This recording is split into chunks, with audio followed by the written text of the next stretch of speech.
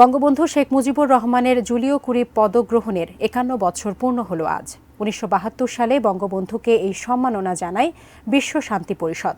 সেদিন জাতির পিতা বঙ্গবন্ধু পরিচয় ছাপিয়ে বিশ্ব দরবারে স্বীকৃতি পান শান্তির দূত বিশ্ববন্ধু হিসেবে। আজকের দিনে বাঙালির সেই গৌরবের কথাই মনে করিয়ে দিচ্ছেন আরাফাত সিদ্দিকী। শান্তি, মুক্তি ও মানবতার অপর নাম বঙ্গবন্ধু শেখ মুজিবুর রহমান। তিনি বঙ্গবন্ধু হয়েছিলেন আগেই, সে ১৯৬৯ সালে। ১৯৭১ সালের মুক্তিযুদ্ধ তাকে বাঙালির অবিসংবাদিত নেতা করেছিল। আর বাংলাদেশ স্বাধীন হওয়ার পর আন্তর্জাতিক স্বীকৃতিতে শান্তিপদক জুলিও কুরি পান আমাদের বঙ্গবন্ধু জাতির পিতা শেখ মুজিবুর রহমান। বিশ্ববাসীর হৃদয় হিংসা দিয়ে নয়, তাদেরকে ভালোবেসে কাছে টেনে বিশ্ব শান্তি পরিষদের প্রেসিডেন্সিয়াল কমিটির সভায় ১৪০টি দেশের প্রায় ২০০ সদস্য উপস্থিত ছিলেন। তাঁরা সবাই একমত হয়েছিলেন সারা জীবনের আদর্শ, রাজনৈতিক দর্শন আর বাংলাদেশের মুক্তিযুদ্ধের একচ্ছত্র নায়ক বঙ্গবন্ধুকে জুলিও কুরি পদক প্রদান করার।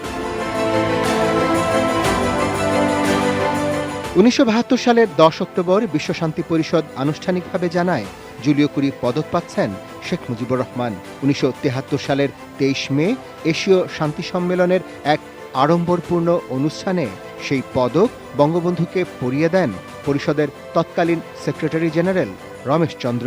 স্বাধীন বাংলাদেশে কোনো রাষ্ট্রনেতার সেটিই ছিল প্রথম আন্তর্জাতিক পদক। সেদিন এই পদক তুলে দিতে গিয়েই রমেশ চন্দ্র বলেছিলেন, বঙ্গবন্ধু থেকে বিশ্ববন্ধু হয়েছেন শেখ মুজিব। বাংলাদেশ তার সকল প্রতিবেশী দেশের সঙ্গে সৎ প্রতিবেশী সুলভ সম্পর্ক প্রতিষ্ঠার চেষ্টা চালিয়ে যাবে। যে সম্পর্কের ভিত্তি হবে শান্তিপূর্ণ সহাবস্থান। বঙ্গবন্ধুর এই পদক প্রাপ্তির আগে কিউবার বিপ্লবী নেতা ফিদেল কাস্ত্রো, ভিয়েতনামের সংগ্রামী নেতা হো চি মিন, চিলির গণ আন্দোলনের নেতা সালভেদর আলেন্দে, ফিলিস্তিনের জনদরদী নেতা ইয়াসির আরাফাত এই পদক পেয়েছেন। মূলত সাম্রাজ্যবাদ ও ফ্যাসিবাদ বিরোধিতা এবং মানবতা ও শান্তি প্রতিষ্ঠায় যারা অগ্রণী ভূমিকা পালন করেন তারাই ১৯৫০ সাল থেকে এই পদকে ভূষিত হয়ে আসছিলেন।